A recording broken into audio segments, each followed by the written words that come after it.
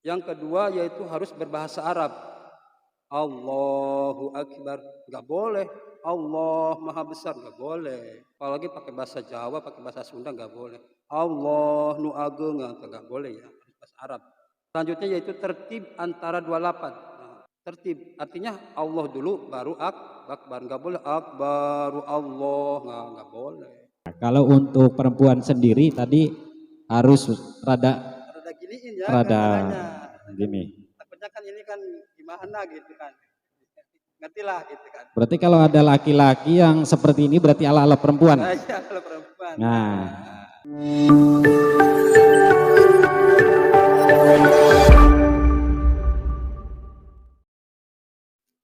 Assalamualaikum warahmatullahi wabarakatuh. Bismillahirrahmanirrahim. Alhamdulillahirabbil alamin. Wassalatu wassalamu ala sayyidina Muhammadin wa ala alihi wa sahbihi ajma'in. Allahumma sholli ala sayyidina Muhammadin wa ala ali sayyidina Muhammadin. Allahumma ftah lana futuhal arifin bijudika wa karamika ya akramal akramin. Amma ba'du. Puji syukur alhamdulillah, seraya kita memanjatkan rasa syukur kita kepada Allah Subhanahu wa taala atas apa-apa nikmat yang diberikan olehnya kepada kita semua. Mudah-mudahan segala amal ibadah kita diterima oleh Allah Subhanahu wa taala. Amin ya rabbal alamin. Sholawat dan salam seraya juga mudah-mudahan selalu tercurah limpahkan kepada junjungan baginda alam Nabi Yana Muhammad sallallahu alaihi wasallam. Para hadirin, para sahabat dan juga yang menyaksikan secara online pada malam hari ini, kegiatan lanjutan ngaji Ramadan yang diselenggarakan oleh Gerakan Pemuda Ansor Desa Tanjung Sari Timur yang disupport langsung oleh beberapa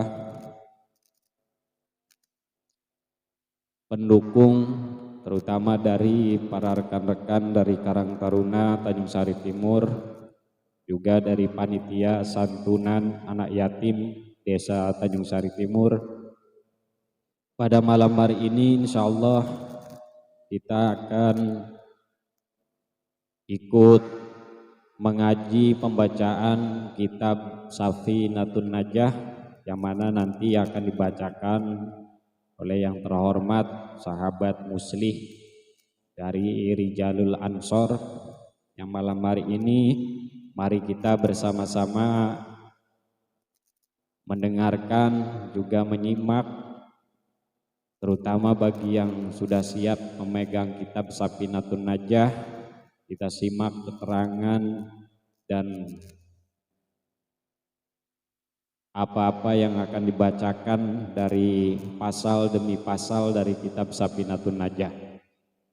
Selanjutnya bagi sahabat-sahabat yang akan berkomentar lewat online, lewat pertanyaan-pertanyaan seputar tentang kajian kitab Safinatun Najah, silakan dari sekarang mungkin dipersiapkan, dan bagi yang hadir di sini juga untuk mempersiapkan pertanyaan-pertanyaan seputar tentang pasal kitab Safinatun Najah yang nanti akan dibacakan oleh yang terhormat sahabat muslih dari Rijalul Ansor Kecamatan Cikaung. Dan tidak intinya kami juga ikut berpartisipasi khususnya bagi warga Desa Tanjung Sari Timur dan sekitarnya yang ingin mendonasikan santunan anak yatim Tanjung Sari Timur Peduli Bersama. Silakan hubungi panitia penyelenggara dengan di bawah ini melalui media sosial, atau bagi yang jauh silakan bisa donasikan melalui nomor rekening atas nama GP Ansor yang ada di background online Facebook di bawah ini. Bagi yang dekat juga kami berharap untuk amplop peduli yang sudah disebar oleh panitia, mohon jangan sampai hilang. Nanti akan ada perekrutan pengumpulan amplop pada pertengahan bulan Ramadan. Untuk itu, mari kita bersama-sama mendengarkan dan menyimak kajian malam hari ini dengan pembacaan kitab Safinatun Najah yang akan dibacakan oleh sahabat Muslih dari Rijalul Ansor, Kecamatan Cikaum. Dipersilahkan waktunya seluas-luasnya.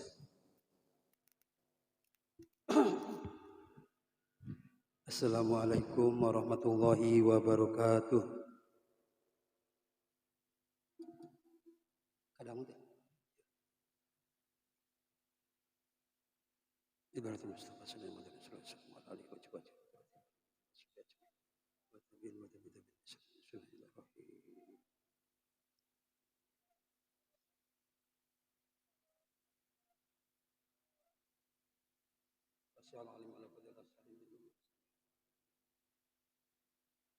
Wa nafa'ana bihi wa bi ulumihi syai'il ilmul Fatihah.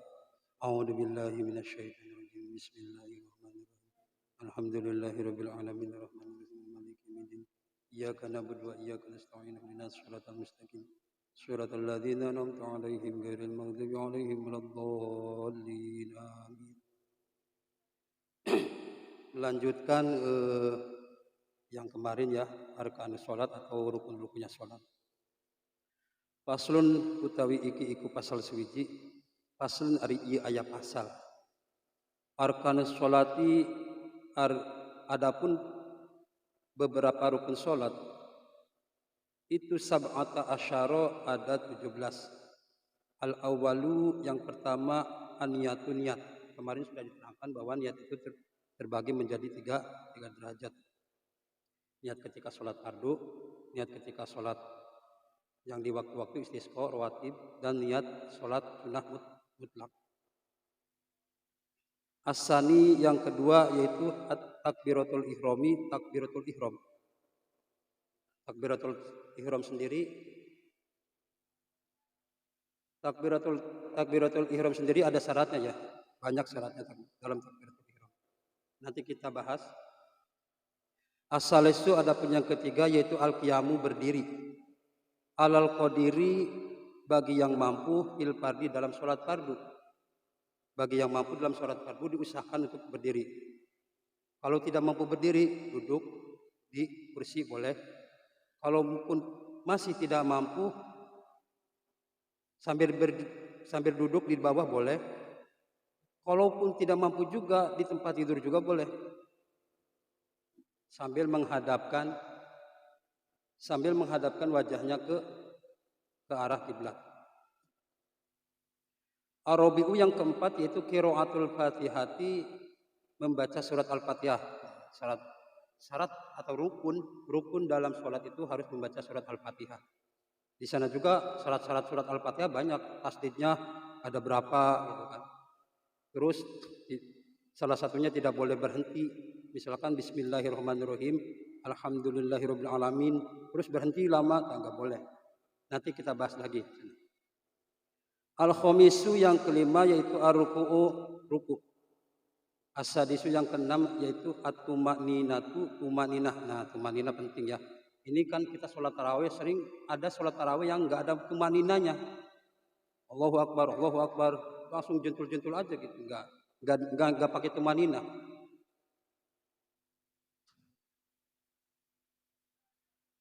As-sabi'u yang ketujuh al-i'tidalu yaitu i'tidal. Bangun dari ruku' i'tidal. As-saminu yang keenam at-tumaninatu, tumaninah fihi dalam i'tidal tersebut. Jadi dalam i'tidal juga harus tumaninah dulu ya. Berhenti sebentar lah, tenang. Tumaninah itu kan artinya tenang. Enggak berunggusu gitu. Walaupun sholatnya cepat tapi tetap ada tumaninahnya, ada jeda gitu. At-tasi'u yang kesembilan yaitu as-sujudu marrataini, sujud dua kali. Al-asyiru yang ke-10 yaitu at-tumaninah fihi di dalam sujud. Nah, jadi enggak paling enggak lah ketika kita bangun dari sujud, duduk di antara dua sujud, kita baca Rabbighfirli warhamni, paling enggak gitu. Walaupun itu sunnah, diusahakan bacalah gitu. Kalau ketika sholatnya cepat, walaupun sunnah, tapi enggak dibaca juga sih enggak apa-apa sebenarnya. Cuma harus ada tumaninahnya. Al-hadi asyara yang ke-11 itu al-julusu bainas sajdataini, duduk di antara dua sujud. Ketika bangun dari sujud langsung sujud lagi, wah itu enggak ada tumaninya, harus ada duduknya dulu. Asani asyara yang ke-12 itu tumaninah fihi di dalam sujud antara dua sujud itu. Duduk di antara dua sujud, tumaninah duduk di antara dua sujud. Asalisa asyara yang ke-13 itu at-tasyahudul akhir, membaca tahiyat akhir. Ar-rabi'a asyara yang ke-14 itu al-uqudu fihi, duduk dalam tahiyat akhir. Al-khamisu asyara yang ke-15 itu as-salatu ala nabi sallallahu alaihi wasallam, membaca salawat kepada Rasul sallallahu alaihi wasallam. Itu salah satu rukun ya, enggak boleh enggak bisa ninggalin sholawat. Itu sholat itu harus ada sholawatnya, ketika ayat akhir harus ada sholawatnya. As-sadisa asyara yang ke-16 assalamu, membaca salam. As-sabi asyara yang ke-17 yaitu at-tartibu tartib, artinya tidak boleh salah satu rukunnya mendahului rukun yang lain, harus tertib dari awal sampai akhir, harus tertib. Nah, kita membahas yang kedua tadi yaitu salah satunya asani yaitu at-takbiratul ihram, membaca takbiratul ihram. Syarat-syarat takbiratul ihram itu ada 16. Yang pertama dalam keadaan berdiri dalam sholat fardu. Nah, takbiratul ihram harus berdiri. Ketika sholat fardu harus berdiri, itu syarat dari takbiratul ihram. Itu bagi yang mampu, lil qadiri, bagi yang mampu. Yang kedua yaitu harus berbahasa Arab. Allahu akbar, enggak boleh Allah maha besar, enggak boleh. Apalagi pakai bahasa Jawa, pakai bahasa Sunda enggak boleh. Allah nu ageung, enggak boleh ya, harus bahasa Arab. Salah satu syarat dari takbiratul ihram harus bahasa Arab. Yang ketiga yaitu dengan lafaz jalalah dan akbar. Allahu akbar, enggak boleh Allahu Rahman, Allahu Rabbi, enggak bisa. Ini harus Allahu akbar. Selanjutnya yaitu tertib antara dua lafaz. Tertib artinya Allah dulu baru akbar, enggak boleh akbaru Allah, enggak boleh. Harus tertib dulu, harus Allah dulu, lafaz jalalah dulu, Allahu akbar. Selanjutnya tidak memanjangkan hamzahnya lafaz Allah. Allah, enggak boleh. Allah. Misalkan kalau pengalaman ya,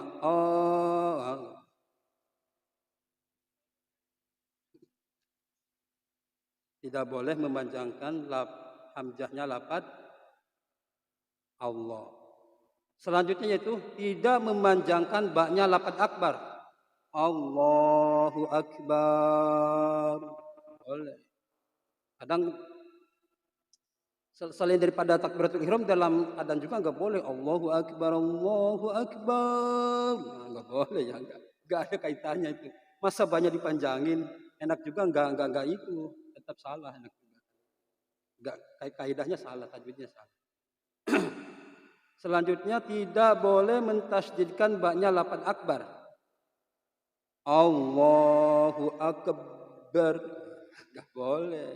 Masa jadi maknanya beda lagi kalau mentasydidkan lafaz akbar. Allahu akbar. Selanjutnya yaitu tidak menambahkan wawu di antara dua lafaz. atau mengharokatinya di antara kedua lafaz tersebut.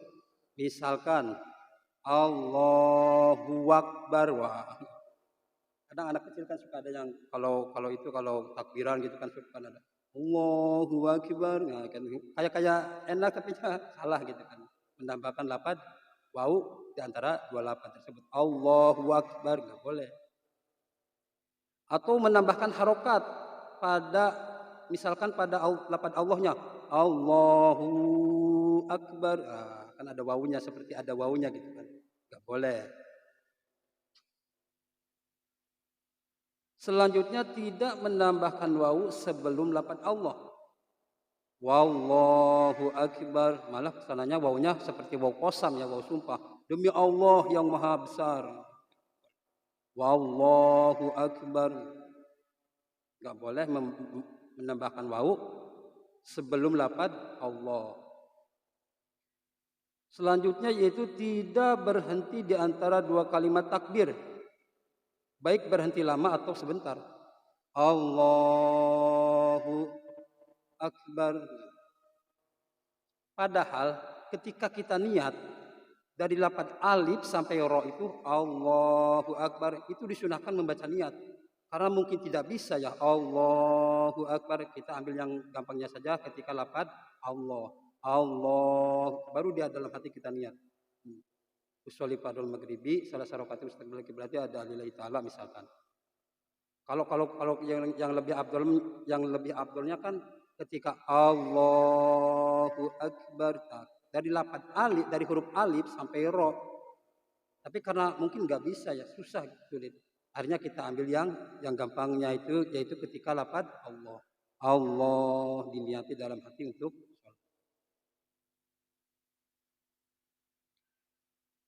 selanjutnya yaitu terdengar oleh diri sendiri. Semua hurufnya terdengar oleh diri sendiri. Allah. Misalkan berucap tapi tidak diri sendiri nggak mendengar gitu kan. Itu nggak boleh. Harus didengar oleh diri sendiri. Allahu Akbar walaupun lirih harus didengar oleh diri sendiri. Kan ada bacaannya yang lirih, yang diri sendiri aja nggak dengar gitu. Selanjutnya yaitu masuk waktu dalam sholat yang di waktu-waktu. Nggak boleh. Takbiratul ihram sebelum waktunya sholat nggak boleh. Harus masuk waktu, baru bisa takbiratul ihram. Mungkin udah malam semuanya ini namanya. Selanjutnya itu membaca takbir dalam keadaan menghadap kiblat. Itu salah satu syarat sholat juga yang menghadap kiblat. Ini semua udah maklum. Masa sih membaca takbiratul ihram menghadapnya ke selatan atau ke utara gitu kan? Itu kan dalam kaitannya dalam sholat. Selanjutnya itu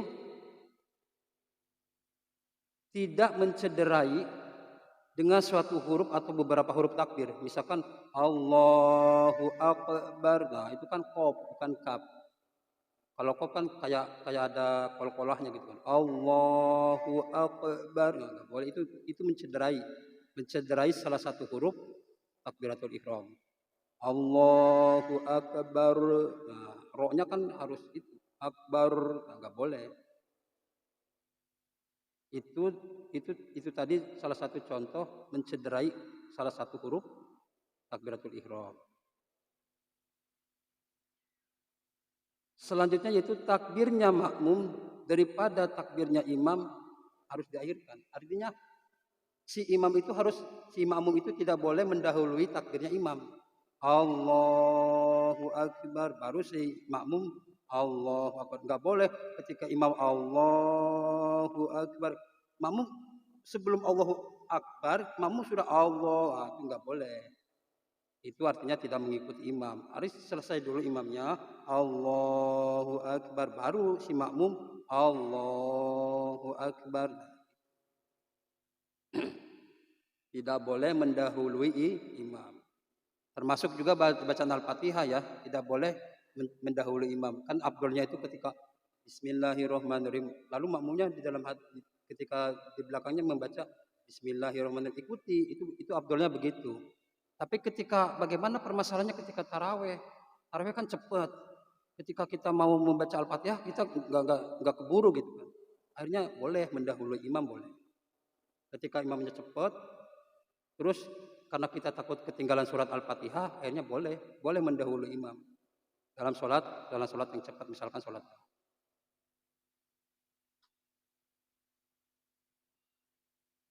Yaitu tadi beberapa syarat daripada takbiratul ihram.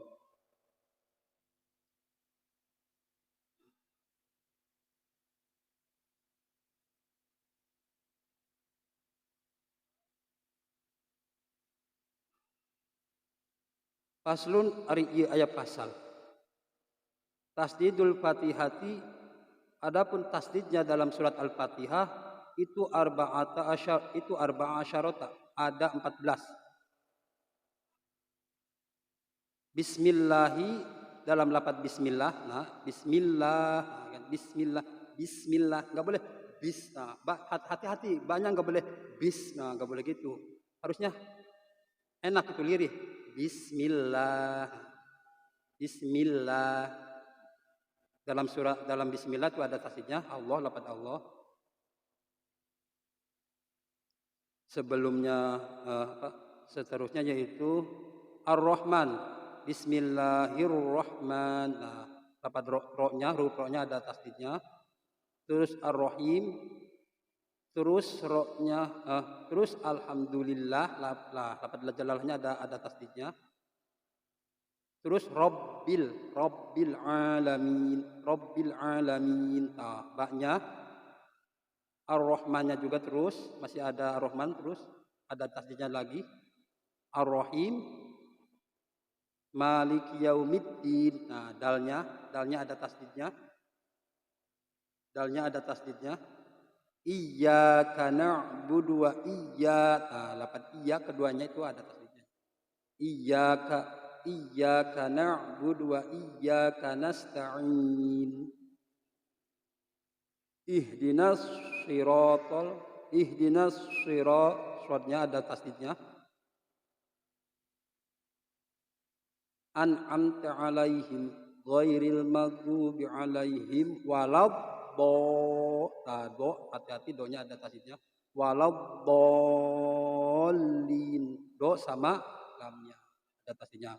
Tadi berapa tasdidnya semuanya di surat Al-Fatihah? Ada berapa? 14. Itu dipelajari ya, hati-hati.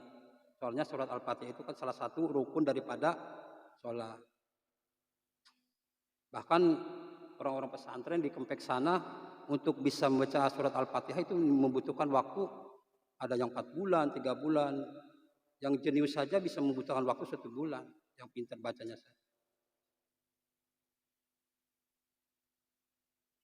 Mungkin dicukupkan dulu sekian ya. Ini ringkasan daripada tadi beberapa rukun sholat. Yang pertama yaitu niat, yang kedua takbiratul ihram. Baru sampai takbiratul ihram dan membaca Al-Fatihah ya pembahasannya. Nanti kita bahas lagi selanjutnya. Mungkin dari teman-teman atau dari rumah para pemirsa ada pertanyaan, silakan. Pertanyaannya bebas, masalah seputar fikih bebas. Baik bab najasah, toharo atau apa saja boleh. Terutama dalam sholat ya, sholat itu gampang-gampang susah. Disebut gampang, ya kita dari kecil sering praktek sholat, tapi ketika disebut susah juga bisa. Bagaimana kasusnya ketika kita masbuk, bagaimana kasusnya ketika kita muparokoh dengan imam, ketika imam bacaannya salah gimana, ketika imam keluar dari salat karena batal, terus gimana kita muparokoh atau gimana gitu. Kasusnya banyak. Gampang tapi susah sholat itu.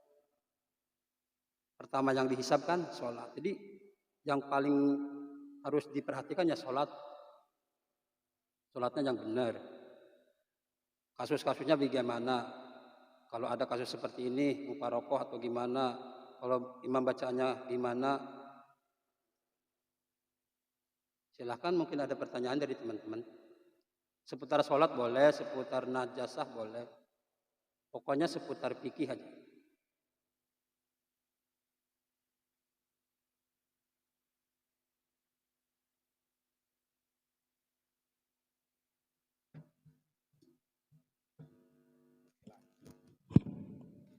Baik, terima kasih kepada sahabat Musli. Mungkin sambil menunggu ada sesi pertanyaan, dipersilakan untuk menikmati kopinya beserta udutnya sambil mempersiapkan apa-apa jawaban yang nanti akan dilontarkan oleh audiens tentang pertanyaan-pertanyaan seputar kajian kitab Safinatun Najah, 2 pasal ya tadi yang dibacakan. Yang pertama yaitu pasal tentang bagaimana kita benar-benarnya baca takbiratul ihram. Yang kedua tentang membaca suratul Fatihah. Kalau misalkan beberapa waktu ke depan gitu, maksudnya berapa menit gitu nggak ada pertanyaan, saya bisa lanjutkan lagi pembahasan berikutnya. Baik, kalau 2 pasal tadi yang dikaji oleh Bang Musli dari sahabat Musli tentang 2 pasal bagaimana bacaan dan kriteria benarnya takbiratul ihram dan juga pembacaan suratul Fatihah. Silakan barangkali ada yang bertanya. Kalaupun nanti pertanyaan ini dianggap jelas, keterangannya dianggap cukup, maka nanti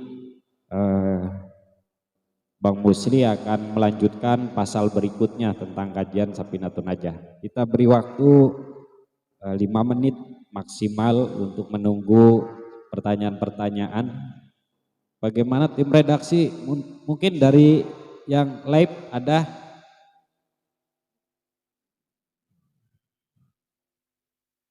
Ya, ada yang bertanya secara online? Oh, mangga, Mas Asep.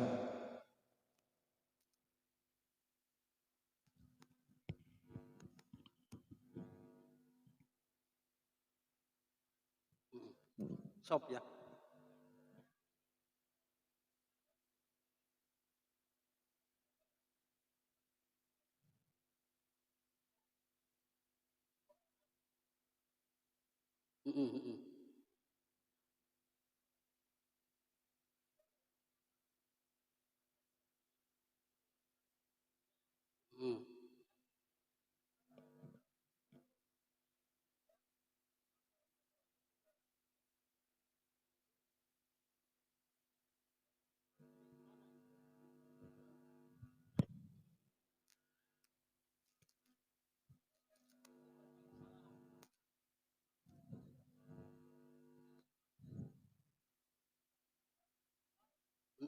Ya.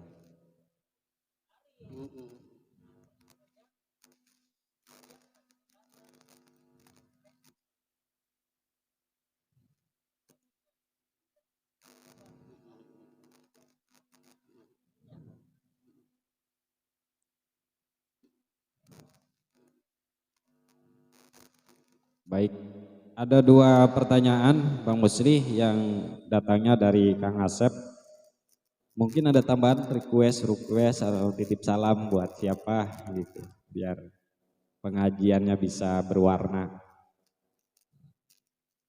Oh ya, titip salam buat sahabat Emput, mungkin dedeknya luar biasa, mudah-mudahan jadi anak yang sehat, mudah-mudahan diberikan kesehatan. Ada informasi sedang sakit, mudah-mudahan diangkat lagi penyakitnya dan si dedeknya sehat kembali. Kita doakan dari sini sahabat Emput, mudah-mudahan dedeknya sehat. Silakan dilanjut sahabat Kara, pertanyaan langsung dari Bang Kara atau kiriman Japri ya? Dari si dia ya. Silakan. Waalaikumsalam warahmatullahi wabarakatuh.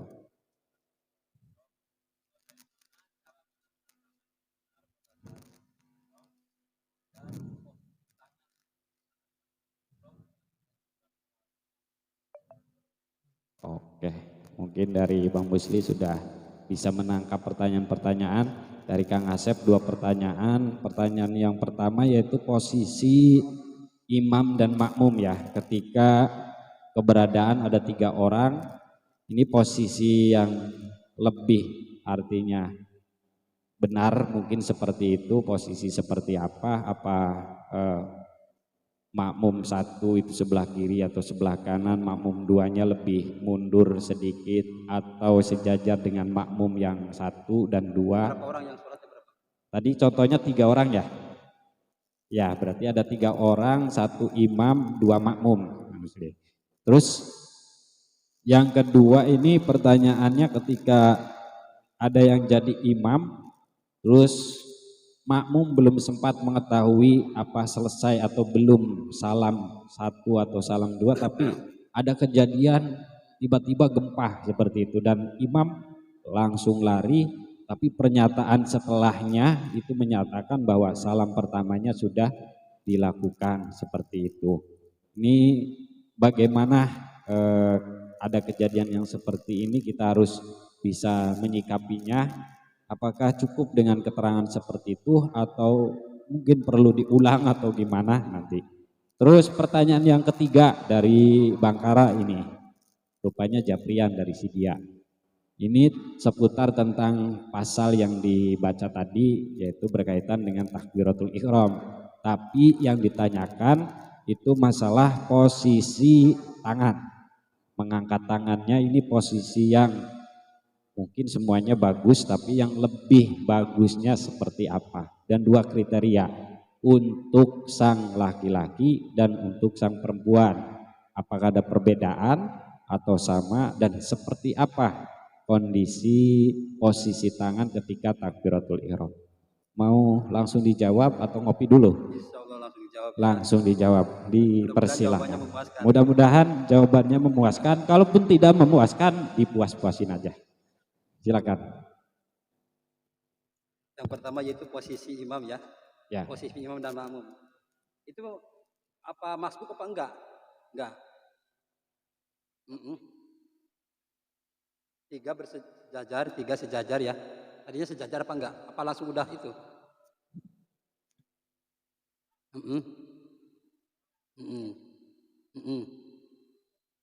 Makmum.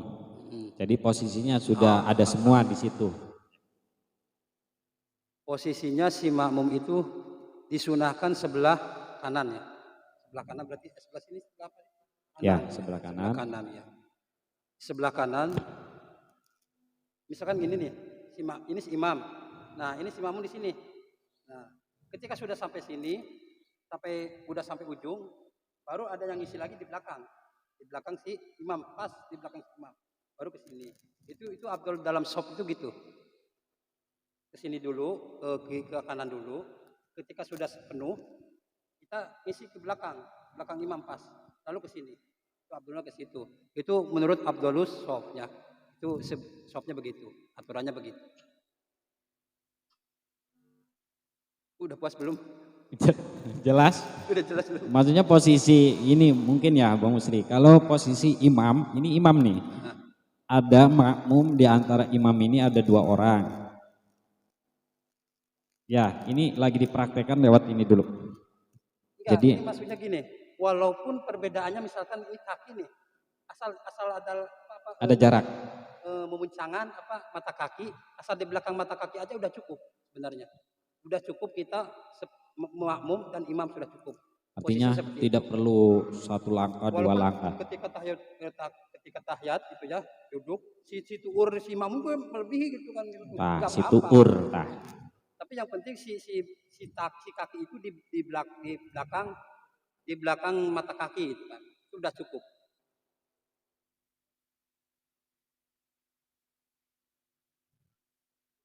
Kanan. Kalau si imam kiri, kalau si imam di sini ya. Posisinya kanan kiri gitu Bang Musri. Oh. Nah, si makmum 2 tuh yang satu ada di sebelah kanan imam, yang satu ada di sebelah kiri imam. Enggak apa-apa. Cuma ya fadilah daripada berjamaah atau baris berbaris itu mungkin berkurang ya. Tuh, keabdolannya itu berarti posisinya sebelah kanan semua. Apa, sudah termasuk mendapat pahala berjamaah. Cuma berbaris-barisnya itu sop-sopnya enggak berkurang lah pahalanya gitu. Kurang abdol gitu. Jadi misalkan si imam di sana di depan berapa meter, 5 meter, 10 meter. itu boleh nggak apa-apa kita makmum gitu kan. Cuma apa pahala sopnya nggak ada gitu.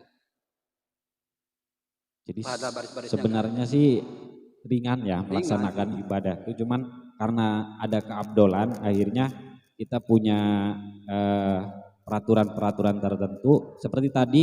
Kalau ada dua makmum berarti lebih afdolnya itu posisinya sebelah kanan dari imam dengan jarak artinya di belakang lah ada, meskipun di jaraknya hanya Hanya sebatas itu, sebatas mata kaki. sebatas mata Mata kaki itu seperti itu. Dan ketika ada makmum lain datang ke nomor ketiga, berarti ini diusahakan lebih abdolnya itu posisinya di belakang imam tepat seperti itu. Ya, Nah, mungkin. ketika gerakan imam, ketika mau maju nih, mau maju atau makmum mau mundur, itu diusahakan ketika mau sujud atau mau ruku. Nggak boleh ketika misalkan ini ya, boleh sih boleh, cuma takut menambah gerakan sambil mau sujud atau mau ruku gitu, baru belakang supaya tidak menambah gerakan. Baik, sudah cukup Kang Asep. Nah, itu yang keduanya gimana? Masalah ada gempa terus imamnya Oh, lari, salam ya. ya Ya kan, makmumnya ya, pelohak-pelohok gitu ya. Mangga, Muslim. jadi nu larina saha eta? Imam Imam. cenah Oh, mohon. ya itu kan menyelamatkan diri lebih penting gitu ya. Walaupun ketika sholat ya belum salah belum apa ada gempa, ya menyelamatkan diri lebih penting, menyelamatkan nyawa jamaah lebih penting daripada meneruskan sholat. Kita sholat kita bisa mungkin nanti lagi lah gitu. Ketika sudah itu beres apa gitu. Walaupun salam misalkan salam pertama ya itu termasuk udah sah. Kalau salam pertama kan wajib, salam kedua kan sunnah. Ya, tadi keterangan pertanyaannya itu malah imam menyatakan setelah sudah tenang, makmum sudah kumpul, menyatakan bahwa tadi saya sudah salam pertama, berarti sudah selesai Sudah sholatnya, selesai sholat. seperti itu. Berarti posisinya ada keutamaan sendiri, masalah ada kejadian-kejadian yang berupa gempa seperti itu menyelamatkan lebih utama mungkin. Nanti ada keterangan tentang bagaimana sholat dalam keadaan perang kan, itu ada Ada sholatul khauf. ya seperti itu, ada terkaitan. Mungkin gempa juga daripada kita kejatuhan beton masjid seperti itu, akhirnya imam mungkin selesai sholat meskipun tidak terdengar salam pertama, meskipun sudah itu langsung lari, makmumnya ikut lari seperti itu. Bagaimana, sudah disudahin saja ya? Baik, ada lagi yang ketiga pertanyaannya ini, posisi tangan ketika takbiratul ihram Bang Musli, ini yang laki-laki gimana, yang perempuan gimana, yang ada lagi setengah laki-laki gimana, setengah perempuan gimana? Baik, ini Ini posisi. banyak variasi ya, mungkin banyak variasi mungkin ya. Kalau kita mungkin kalau melihat sholat di di Mekah gitu kan, di sana di Masjidil Haram gitu, banyak variasi. Ada yang gini, Allahu Akbar, Allahu Akbar, ada yang gini kan, Allahu Akbar. Tapi menurut bahasa-bahasa di sini afdolnya itu begini kalau laki-laki. Ininya di tangan dulu, ininya sebelah sini. Allahu Akbar itu laki-laki ini. Nah, gini ya. Gak boleh, gak boleh. Allah. Lebay lah. Ya. Gak boleh. Baik. Apalagi kalau gini, apalagi kalau gini. Nah, sebenarnya janganlah kalau gini mah gak boleh lah kalau kita. Mungkin ada pendapat lain ya, mungkin dari Ada teman pendapat mungkin dari teman-teman salafi mungkin ada yang gini. Ya terserah. ini sama berarti laki-laki sama perempuan posisinya sama? Enggak. Kalau perempuan kan harus ininya gitu ya. Allahu Akbar. Ini jangan sampai gini kalau perempuan. Kalau gini kan takutnya gitu. Gimana gitu. Berarti Kan ada perbedaan ya? Karena si perempuan harus gini. Ini dirapetin ke sini. Jepit. Berarti ada perbedaan antara posisi takbiratul ihram seorang laki-laki dengan perempuan. Kalau laki-laki diutamakan berarti sejajar ya Bang Musri, sejajar dengan telinga. Ini apa sih namanya? Jempol bersama daun telinga. Daun telinga ya. Nah, jadi maka malah ada keterangan yang di posisi jarinya harus seperti ini katanya. Ya, Bang Majid. Enggak tahu. Nah, nanti tahu, Bang. Ada posisi mungkin di kitab lain ini posisi tangannya. Ini ya, Pak, ini Pak. Iya, maksudnya dipecah. Artinya tidak menyatu seperti ini. Ada perpisahan antara si jempol dengan jari-jari yang 4 ini. Posisinya rata dengan daun telinga seperti itu. Nah, kalau untuk perempuan sendiri tadi harus rada giniin ya, rada gini. Takutnya kan ini kan gimana gitu kan. Ngertilah gitu kan. Berarti kalau ada laki-laki yang seperti ini berarti ala-ala perempuan. Iya, ala perempuan. Nah, ini kalau ada praktek laki-laki terus menggepitkan ini, Bang. Berarti ini ala-ala perempuan juga ya, harus dipertanyakan. Ini kan, tapi boleh. Gimana, gitu. Tapi boleh, Bang Musli. Boleh, bebas kalau takbiratul ihram kan ini kan bahasanya yang lebih afdal, yang lebih sesuai ya, dengan peraturan. Boleh katanya.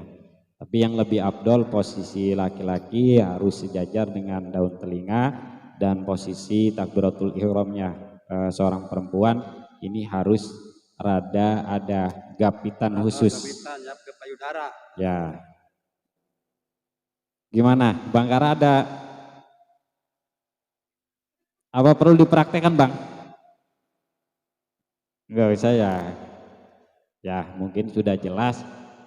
Ada lagi pertanyaan dari online? Sahabat Saiful Umam, gimana pertanyaannya? Mungkin diwakili oleh Bang Yana. Boleh.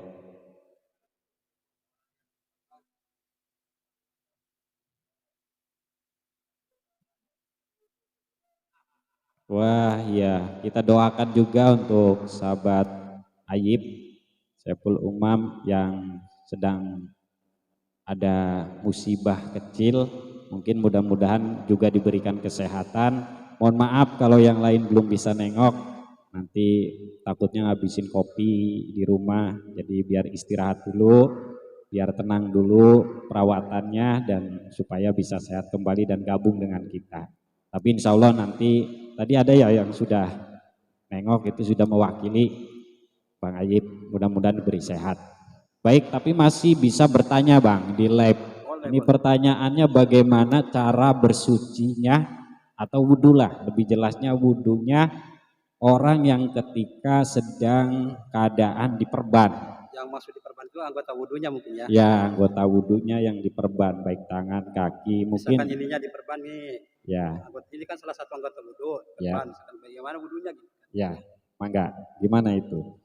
Kalau sekiranya ketika kita bisa masih membuka perban, tidak membahayakan luka-luka di sini, sebaiknya dibuka dulu. Di sini.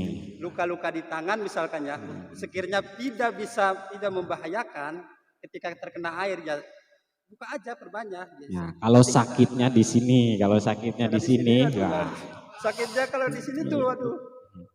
Ini Kang Ayib sakitnya di mana? Di sini apa sakitnya di sini?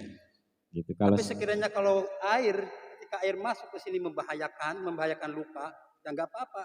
Perbannya itu nggak perlu dibuka juga, sini aja nggak apa-apa. Pakai airnya nggak perlu banyak. Dibasuh. Dibasuh aja. Syarat paling nggak syarat. Apa? Ada tambahan? Ya. Kayaknya udah mendekati jelas. Oh, perbannya di muka ini semua muka ditutup. Oh, sebagian dari wajah mungkin, Bang Musli.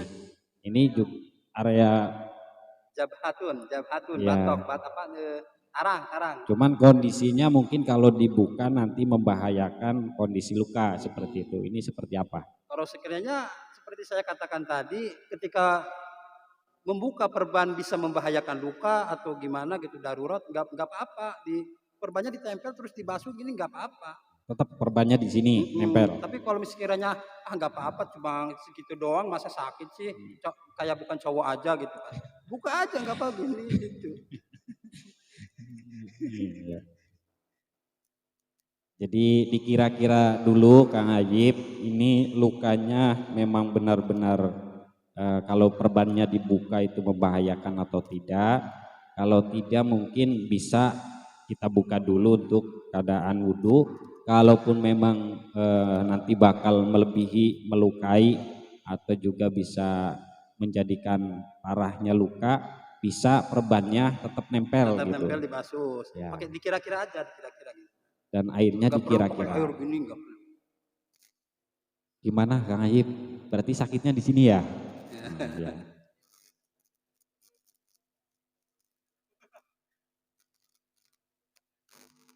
Ya Enggak, enggak.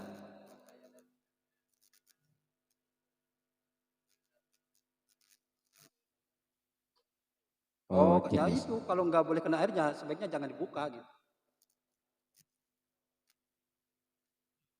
di perbannya nutupin luka yang parah, yang bisa kalau kena air ini lebih parah, berarti ketika kita wudhu membasuh muka perbannya biarlah nempel, artinya kita cukup dengan adanya air seperti itu, nggak Dikira-kira aja gitu pakai dikira-kira. air.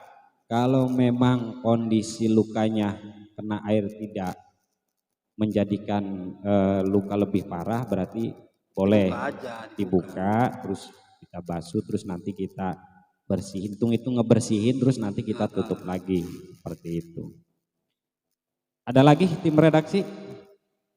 Ini Bang Muslinya sambil ngopi dulu. Mau dilanjutkan pasal atau nunggu pertanyaan lagi atau ngopi dulu, ngudut dulu? Saya kasih waktu 5 menit dulu ya, takutnya ada pertanyaan dari netizen gitu. Ya, 5 menit. Atau nanti dari kolom komentar. Ya, siap.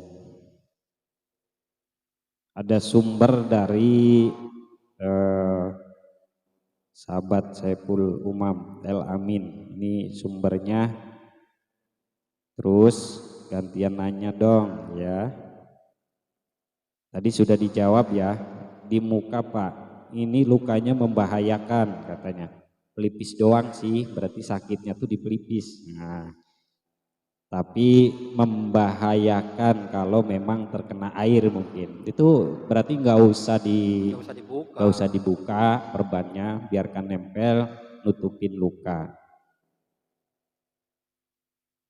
Cuman ini rada ini Bang Musli, katanya ini sih cuma ngetes doang sih.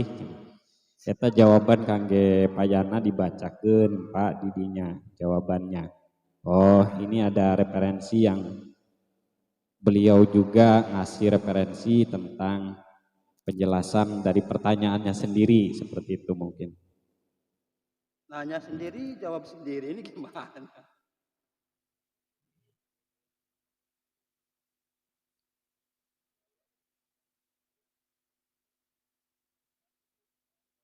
Oh, ada pertanyaan yang kemarin sempat tertunda, yang dari tim redaksi dinotulenkan. Ini pertanyaannya berkaitan dengan adanya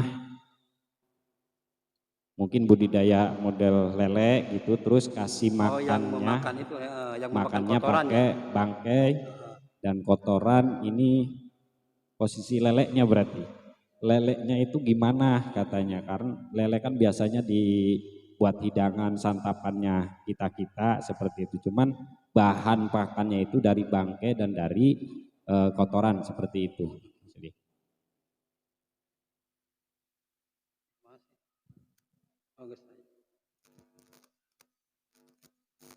Ya mungkin minta dibantu karena kemarin sahabat Ayib yang baca kitab Fathul Qorib dan ada yang bertanya seperti itu, dan mohon disampaikan ini jawabannya dan beliau kasih referensi. Jawabannya yaitu ketika si lelenya makan kotoran atau sesuatu yang berbau najis gitu ya, hukumnya itu makruh jika mengubah rasa dan rupa daging lelenya, makruh. Namun kemakruhan itu bisa hilang jika tidak ada perubahan pada dagingnya. Misalkan dagingnya ya masih fresh gitu kan. Umumnya daging lele gimana gitu, nggak ada perubahan gitu. Nggak apa-apa, kemakruhannya hilang. Cuma kalau lelenya jadi koneng gitu kan, wah itu gimana gitu. Atau lele jadi hidung lelenya akibat terlalu banyak makan najis itu kan bisa jadi nggak boleh dimakan gitu. Berarti sudah disampaikan sahabat Ayib pertanyaan dari live yang kemarin sempat tertunda, bagaimana status lele yang dikasih makan dengan bangkai atau kotoran, dan status lelenya ada bahasa makruh. Cuman kita lihat dulu kondisi perubahan dari status daging lelenya itu sendiri, apakah ada perubahan warna, perubahan rasa, perubahan dari bau rupanya seperti itu. Ini mungkin sudah jelas ya penjelasannya, tapi selama ini perasaan untuk makan lele itu biasa saja Bang.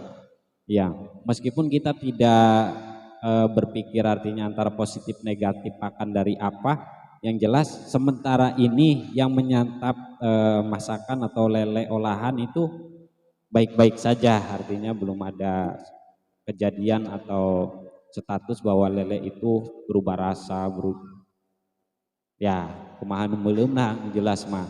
Terus lelena ayeuna dipraktekeun, dibeulem, terus kumaha rasana lele. Tah, gitu. Aya meureun.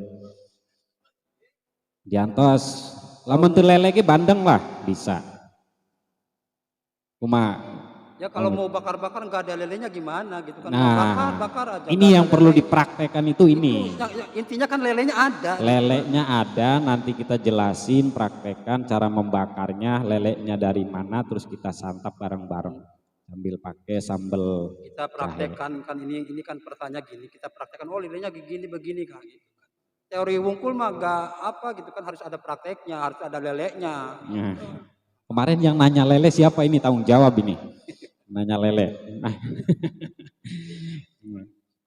kalau ada lelenya bisa kita praktekkan malam hari ini. Kalaupun tidak malam ini, besok lah. Siapkan 1 kilo 2 kilo mah ayam bro. Siap, ada lagi pertanyaan sebelum dilanjutkan oleh Bang Muslih? Atau Bang Majid mau ada tambahan pembacaan kitab? Khusus malam ini spesial buat Kang Muslih. Mau dilanjut Kang Muslih pembacaan pasalnya? Mungkin dilanjut ya sedikit lagi lah. Mangga. Bismillahirrahmanirrahim. Paslun, adapun ini ada pasal. Yusanu disunahkan. Apa yang disunahkan? Raf'ul yadaini, mengangkat tangan. Mengangkat tangan ketika sholat itu ada 4 tempat ketika kita mengangkat tangan itu disunahkan. 1, ingda takbiratul ihrami, ketika kita takbiratul ihram. Nah, ketika kita takbiratul ihram, Allahu akbar, itu sunnah ya. Mengangkat tangannya sunnah, nggak apa-apa. Gini juga nggak apa-apa. Allahu akbar, nggak kiyang gitu kan, nggak mood gitu kan, lagi gabut atau gimana. Malas gitu mengangkat tangan teh, nggak apa-apa. Allahu akbar itu nggak apa-apa. Karena mengangkat tangan ketika takbiratul ihram itu sunnah. Wa ingda ruku'i, dan ketika kita ruku. Nah, ketika kita mau ruku nih, angkat tangan dulu, Allahu akbar. Nah, itu disunahkan. Itu yang kedua ya. Yang ketiga, wa ingdal i'tidali, ketika kita i'tidal. Ketika kita bangun dari i'tidal ya, Allahu akbar, sami Allahu liman hamidah. Nah, itu disunahkan ketika kita bangun dari i'tidal, kita disunahkan mengangkat tangan. Wa indal qiyami minat tasyahudil awali, dan ketika berdiri dari tahiyat awal. Ketika kita berdiri tahiyat awal disunahkan untuk mengangkat tangan. Allahu akbar. Itu ada 4 perkara ya, ada 4 tempat ketika kita disunahkan mengangkat tangan. 1, takbiratul ihram. Kedua, kita mau ruku. Terus ketika i'tidal, ketika bangun dari ruku i'tidal gitu, Allahu akbar, angkat tangannya. Dan keempat itu ketika bangun dari tahiyat awal. Itu sunnah-sunnah ketika kita mengangkat tangan. Kalau itu mah sunnah doang, misalkan enggak diangkat juga enggak apa-apa gitu. Masih sah salat.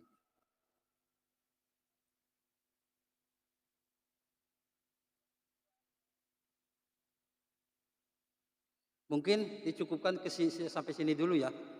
Nanti kita bahas selanjutnya yaitu syurutus sujudi sab'atu. Syarat-syarat sujud itu sab'atun ada 7. Nanti kita lanjutkan ke pembahasan syarat-syarat sujud.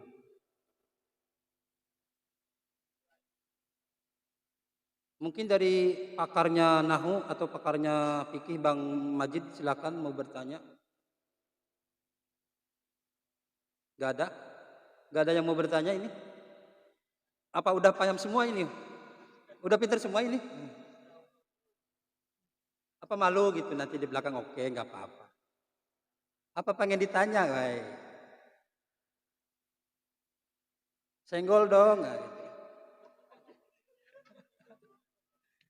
Ayo dong, nanya gitu kan. Kalau nggak nanya nanti ditanya. Sudah dicukupkan sampai sini? Nggak ada yang nanya lagi? Online atau gimana? Cukup. Yang jangan susah juga. Oke, silakan.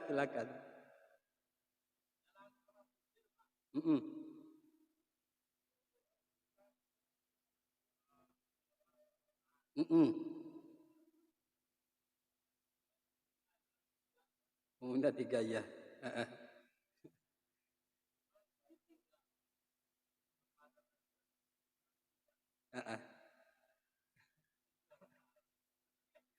Ya.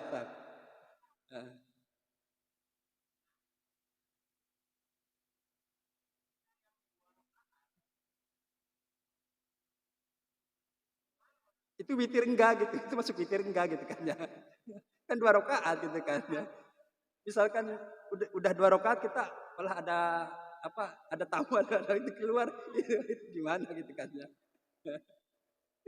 Yang 2 rakaat itu ya jelas bukan witir itu ya. Yang witir itu yang namanya witir kan ganjil gitu kan, harus ganjil. Innallaha yuhibbul witra. Witra itu witir, dari kata witir, Pak.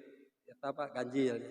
Kita 2 rakaat ya, usolli sunatal witri, kita sholat 2 rakaat, malah yang mau ke rakaat lagi nih, salam 2 kali salam udah, 1 rakaat lagi mengganjilkan bahwa ini witir, malah ada tamu atau kebelet kemana gitu kan. Ini kasusnya gimana yang 2 rakaat? Apa ini masuk witir apa enggak? Yang jelas enggak lah, masa masuk witir. Itu sholat masuknya ke dalam sholat sunnah. Kalau witir itu sebenarnya cukup sekali aja. Saya juga masih bingung ini. Apa ini harus disatukan 3 rakaat gitu kan witir? Apa 1 rakaat aja? Enggak yang 2 rakaatnya enggak perlu di sholat gitu kan misalkan.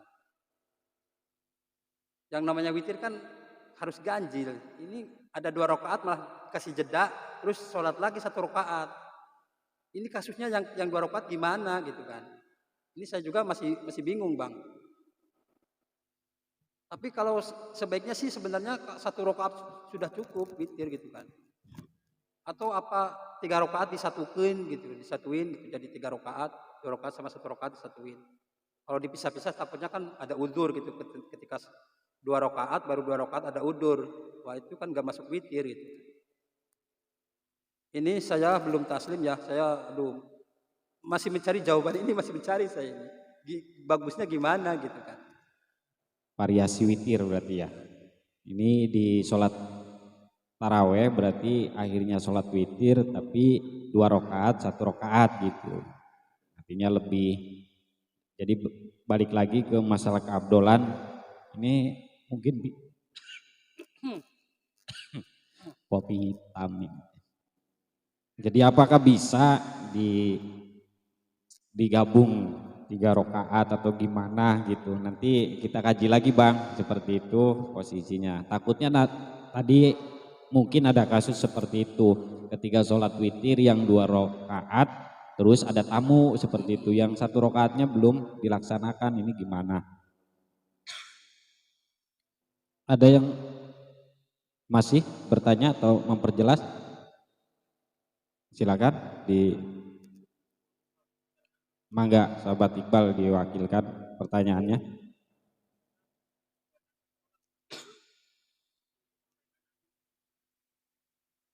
Batasan melaksanakan sholat untuk berdiri, ini batasan kemampuan berdirinya sampai mana katanya Bang? Apakah memang benar-benar sudah tidak bisa berdiri atau memang ini karena ada kejadian luka mungkin berdirinya nggak kuat, akhirnya apakah batasan dari ketidakmampuan untuk berdiri melaksanakan sholat itu sampai mana gitu. Mungkin bisa langsung ditanggapi, mangga. Ketika satu surat Al-Fatihah tidak mampu untuk berdiri, ya sebaiknya sambil duduk nggak apa-apa. Misalkan orang-orang tua ya, orang-orang yang tua jompo gitu. Kalau berdiri itu mampu berdiri. Cuma ketika sholat membaca surat Al-Fatihah itu keburu gemeteran gitu kan, nggak kuat. Akhirnya ya lebih baik takut sholatnya terganggu, takut gimana gitu kan ngegedebluk. Ya lebih baik ya pakai itu aja dulu, pakai kursi atau pakai apa gitu. Sekiranya bisa bertahan untuk berdiri. Batasannya ya ketika kalau surat Al-Fatihahnya nggak bisa sampai surat Qul itu nggak bisa berdiri kuat gitu kan, ya sebaiknya ya duduk aja gitu, nggak duduk di kursi atau duduk sambil di bawah nggak apa-apa. Lil qadiri kan bagi yang mampu, kalau sekiranya tidak mampu ya tinggal duduk aja, gampang gitu kan. Batasan-batasannya kan yang tahu diri sendiri gitu kan. Baik, berarti tadi sudah jelas ya sahabat Tayyib, batasannya itu di definisinya antara mampu dan tidak mampu. Selagi mampu ya silakan, kita sendiri yang merasakan. Kalau sekiranya tidak mampu berarti ada keringanan lah untuk. Mangga, tambahannya gimana? Ya.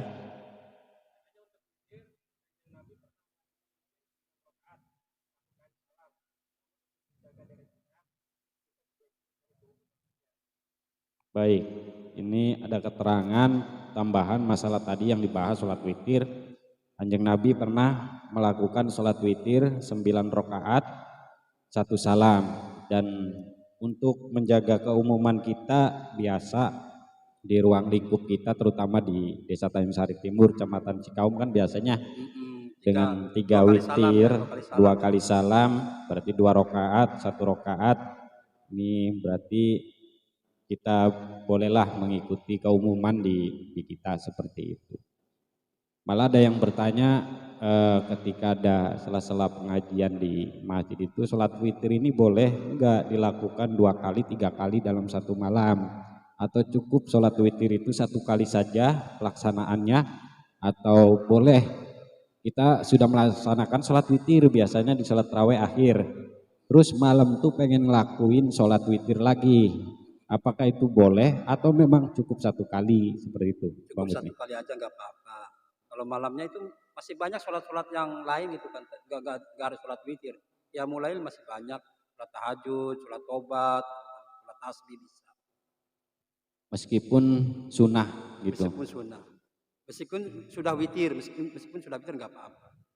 Berarti lebih ininya 1 kali saja dalam 1 malam. 1 kali saja. Tapi kalau ada yang melakukan lebih dari 2 pelaksanaan, misalnya malam melakukan sholat witir kembali, misalnya biasanya dengan sholat-sholat sunnah yang lain gitu, ada sholat witirnya, itu boleh. Gak apa-apa, tapi lebih abdulnya itu 1 kali aja. Lebih abdulnya 1 kali dalam 1 malam sholat witir. Tapi kalau ada yang melakukan sholat witir di malam hari berarti itu masih boleh seperti itu. Baik, dicukupkan atau mangga ada tanggapan dari Bang Majid?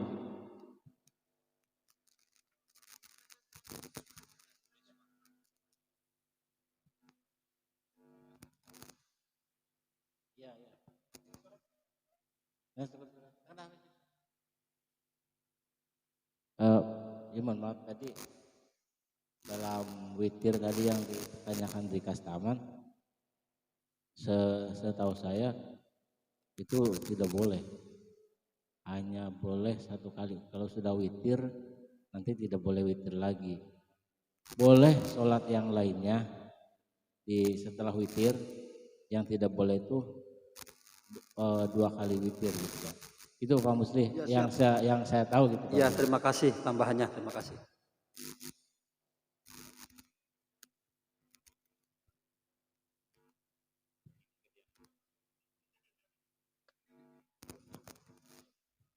Ya, itu tanggapan dari Bang Majid. Katanya ada penjelasan lain yang lebih afdol, itu kita cukup dalam satu malam melaksanakan sholat witir. Boleh Nggak gitu. boleh, justru nggak boleh gitu. Oh, emang tidak boleh? Tidak boleh melakukan sholat witir 2 kali, 3 kali dalam satu malam gitu ya Bang? Ya. Ya, terima kasih tambahannya Bang Majid.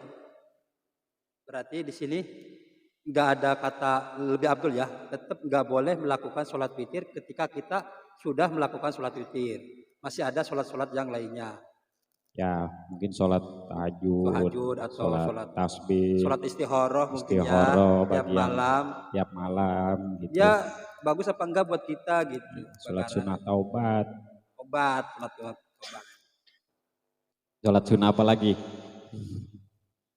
Ada tanggapan terakhir mungkin dari Bang Musli sebelum penutupan.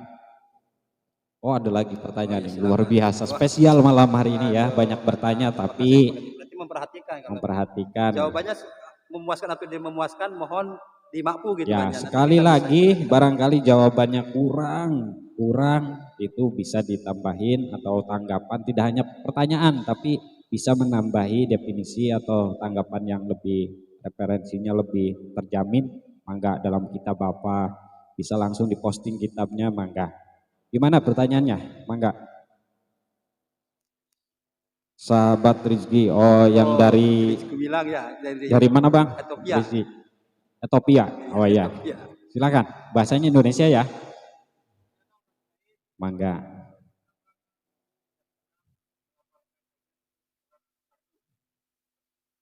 Mengapa Kanjeng Nabi tidak pernah melafalkan azan untuk sholat fardu? Kan udah diwakili sama Bilal bin Robah. Itu dah. Mungkin Kanjeng Nabi sudah punya wakil untuk khusus lapan adzan, itu sahabat siapa Kang Riki yang mewakilinya? Mungkin bisalah nanti sejarah Nabi di Khulasoh kita buka lagi itu bagaimana melapatkan adzan ketika Nabi mau melakukan sholat fardu seperti itu. Jadi Atau ketika awal-awal Rasulullah menyebarkan Islam, Rasulullah menyebarkan tauhid di Mekah, itu kan nggak langsung ini Islam agama yang benar, ini enggak terang-terangan kan, siri. Itu Rasulullah sembunyi-sembunyi dulu. Baru ketika Rasulullah dapat peluang, ketika beliau sahabat Umar sudah masuk Islam, tokoh-tokoh Quraisy sudah masuk Islam sebagian gitu kan, baru ada tenaga, ada power, terus Rasulullah berani terang-terangan. Nah baru di sana ada Bilal bin Rabah yang suaranya bagus untuk adzan, untuk qomat, ditempatkan di tempatnya masing-masing. Termasuk Khalid bin Walid yang tadinya kafir, masuk Islam, beliau ahli strategi, ditempatkan beliau menjadi panglima perang yang tidak pernah terkalahkan. ya itu sejarahnya seperti itu. Mungkin Kang Riki bisa lihat referensi yang lain, barangkali kenapa Kanjeng Nabi tidak pernah melapatkan adzan ketika melakukan sholat fardu, karena sudah ada bagiannya ya. Ada bagiannya yaitu sahabat Bilal, dan pada masa-masa itu masih dalam suasana dakwah secara sembunyi-sembunyi, dan kemudian berkelanjutan ketika sudah aman, tentram, Nabi melakukan dakwah secara terang-terangan seperti itu. Baik, mungkin kita cukupkan karena waktu juga, dan juga Bang Musli perlu menenangkan untuk bisa ngopi, bisa ngudut. Atau ada tanggapan akhir masalah pengkajian ini sebelum ditutup? Kesimpulannya? Kesimpulannya yaitu sampai kapanpun kita harus tahu tentang sholat. Istilahnya memperbaiki sholat. Karena sholat itu sesuatu amal yang pertama dihisab, itu kan sholat. Jadi sholat itu nggak ada habisnya gitu membahas sholat itu. Kayaknya gampang sholat gitu, getak itu, tetapi tetap harus tahu batasannya. Kasusnya harus tahu. Pokoknya mah yang pertama itu sholat, walaupun kelihatannya gampang tetap harus dipelajari ya kasus-kasusnya. Kasus-kasus baru malah banyak sekarang dalam sholat. Seperti ketika sholat itu ada kebakaran di mana, ketika sholat bawa anak kecil gimana gitu kan, yang belum disunat gimana, banyak kasus-kasus baru. Itu dalam sholat. Bahkan baru-baru ini kan banyak sholat pakai sarungnya satu, tapi sholatnya berdua, itu nggak boleh gitu kan. Ada gitu. Satu sarung 2 orang. Ya. Kasus-kasus baru seperti itu kan perlu dikaji juga gitu. Bahkan ada di Amerika yaitu kalau nggak salah siapa tokoh perempuan yang mengimami sholat Jumat, seorang perempuan yang mengimami sholat Jumat di Amerika waktu itu pernah ada. Kasus-kasus baru banyak. Cukup? Cukup. Alhamdulillah, itulah pengajian pembacaan kitab Sapinah oleh Bang Muslih dari Rijalul Ansor, Kecamatan Cikaum, dengan kesimpulan tadi, mari kita selalu beribadah mengenai sholat, jangan sampai kita tidak mengetahui ilmunya, belajar supaya keabdolan dan keutamaan kita ibadah bisa diterima oleh Sang Maha Pencipta. Satu kalimah untuk penutup acara malam hari ini, pengajian malam hari ini, kita slogan di ujung, ayanu hirup, ayana kahirupan, ciri bukti ayana numaha hirup. Jadi ibadah, tetap ibadah supaya kita menjadi orang-orang yang manfaat di sisi Allah Subhanahu wa Ta'ala. Amin ya Rabbal Alamin. Cukup sekian, terima kasih, dan sebagai penutup silakan juga kita tidak henti-hentinya untuk publikasi. Barangkali masyarakat yang ingin mendonasikan sebagian hartanya untuk santunan anak yatim bisa langsung ke panitia santunan anak yatim Desa Tanjung Sari Timur. Kalau yang jaraknya jauh tinggal hubungi panitia di bawah ini, yaitu dari sahabat Ansor, dengan bisa transfer lewat nomor rekening, insya Allah amanah, yaitu nomor rekening dari GP Ansor Desa Tanjung Sari Timur. Mudah-mudahan manfaat. Wallahul muwaffiq ila aqwamit thoriq. Assalamualaikum warahmatullahi wabarakatuh.